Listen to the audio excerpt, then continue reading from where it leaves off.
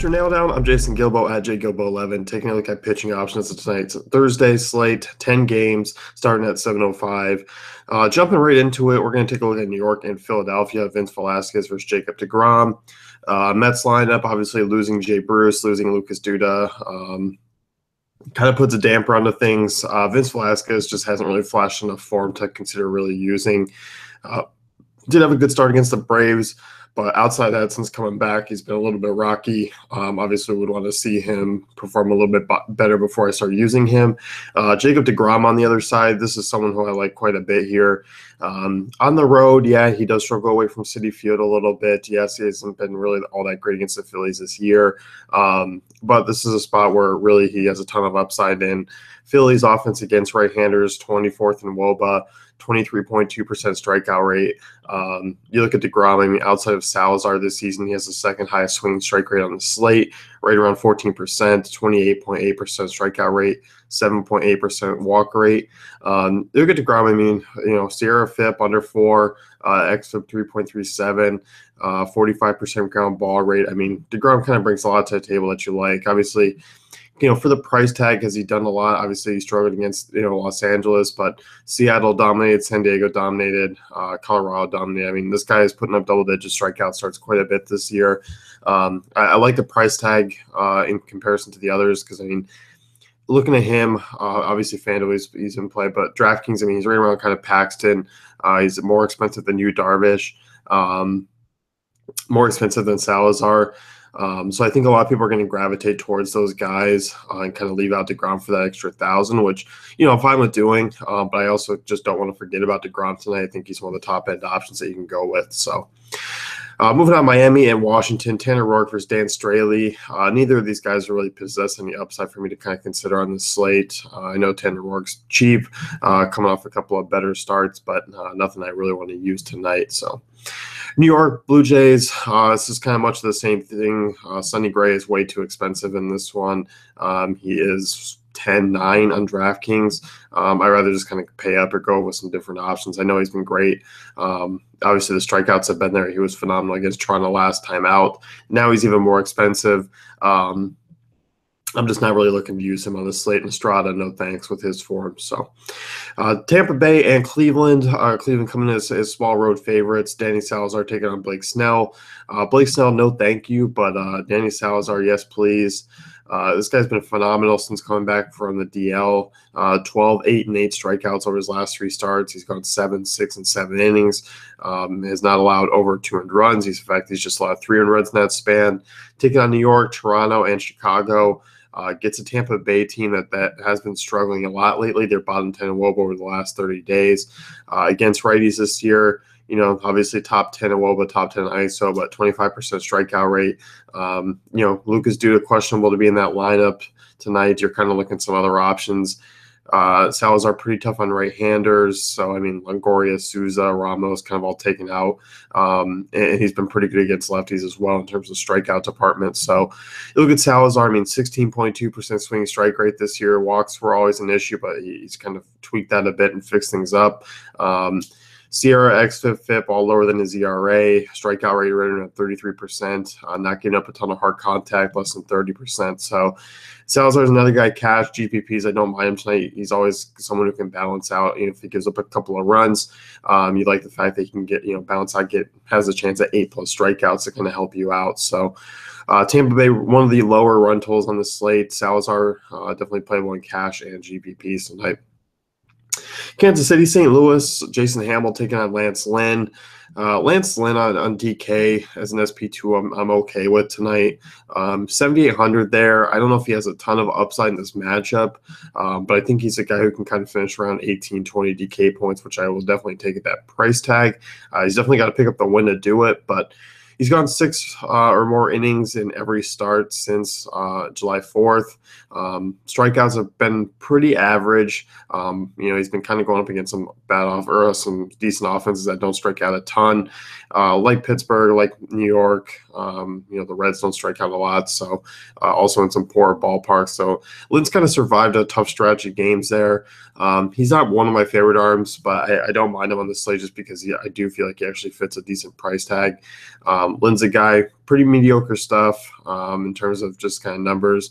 Once again, I think there is some regression coming. Obviously, the 221 BABIP is not going to hold at some point. I mean, FIPS here up over 4.5.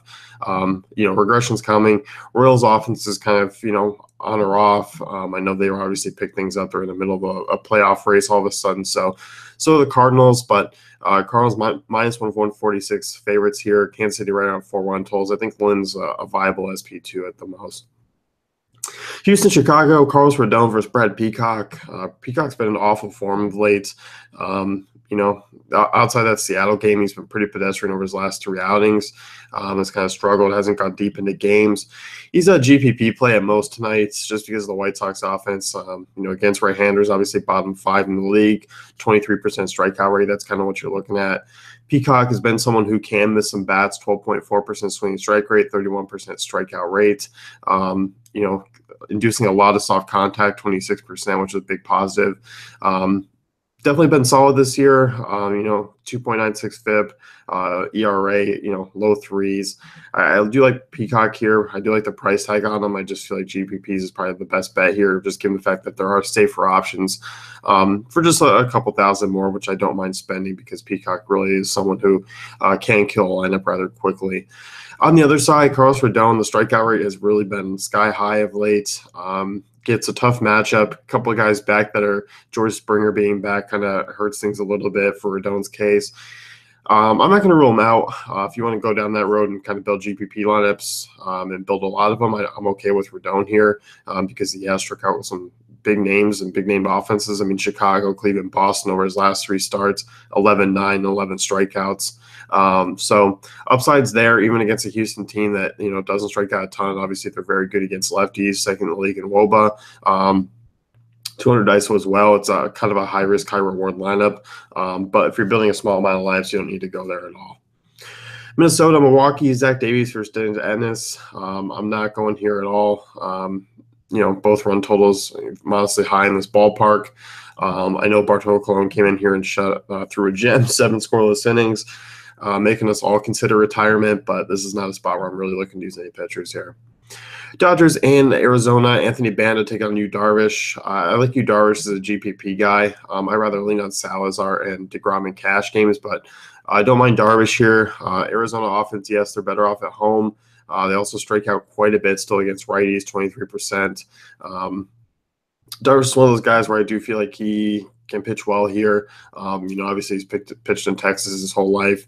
You look at Darvish, 12.1% swinging strike rate, 27% strikeout rate, coming off a good debut for the Dodgers against the Mets, 7 innings, 10 strikeouts, no earned runs. I definitely don't mind him here. I mean, this is a guy definitely with 30 DK plus upside, 50 FanDuel upside, and he's a pretty strong favorite here, minus 177 on the road. So, yeah, GPPs, I'm definitely okay with using him. I think you feel pretty safe, and he does give you a nice little discount from the rest of the guys there. So, moving on. Anthony Banda, not on my radar against this red-hot Dodgers offense. Baltimore, Oakland, 2 run totals up near 5. Wade Miley, Chris Smith, there's no reason to use anyone here. Next one here, James Paxton versus Tyler Skaggs. James Paxton's been a phenomenal pitcher of late. I mean, 6 or 7 innings, 7 or more strikeouts in every start in July except one, which was against the Angels. He just hasn't had a lot of strikeout upside against the Angels this year. That's just because they don't strike out a ton against lefties. Obviously they're bottom 5 in ISO and WOBA, but 19.7% strikeout rate. It's not a lot. But Paxton's been feeling it. He's a little bit overpriced. I wish he was about $1,000 cheaper. I just think DeGrom. I just think Darvish. Guys have a little bit more upside. I forget a name as well. Salazar. They just have a little bit more upside for the same price or cheaper price. So I don't mind Paxton tonight. He's once again, if you're playing late night slates, obviously you're locking them in. If you're playing multiple slates, I don't mind them. But I think in terms of a core, I think he's just a little bit overpriced. I rather use DeGrom facing Philly. I'd rather use Salazar facing Tampa Bay, even Peacock, Darvish, GPP. So Love Paxton. Love him as a pitcher. I just think he's kind of off my radar tonight in terms of the strikeout upside. I just don't quite see it. But, with that being said, he has been pitching phenomenal. Strikeout rate's been fine. So, hard to rule out a guy who's been, 25, 35 DK points over his last 6 or 7 starts. So definitely can play him, but I do like DeGrom. I do like Salazar a little bit better tonight. So that's going to wrap it up for me. Kind of ranking through here. Cash games, obviously DeGrom, Lynn, Lynn, their value SP2, Salazar, definitely all playable. Those are my 3 there. Darvish and Peacock and Rodon are kind of those high upside, cheaper GPP guys that you can take a look at. So that's going to wrap it up. You can head over to DaveFantasyCap.com, check out our tools and content.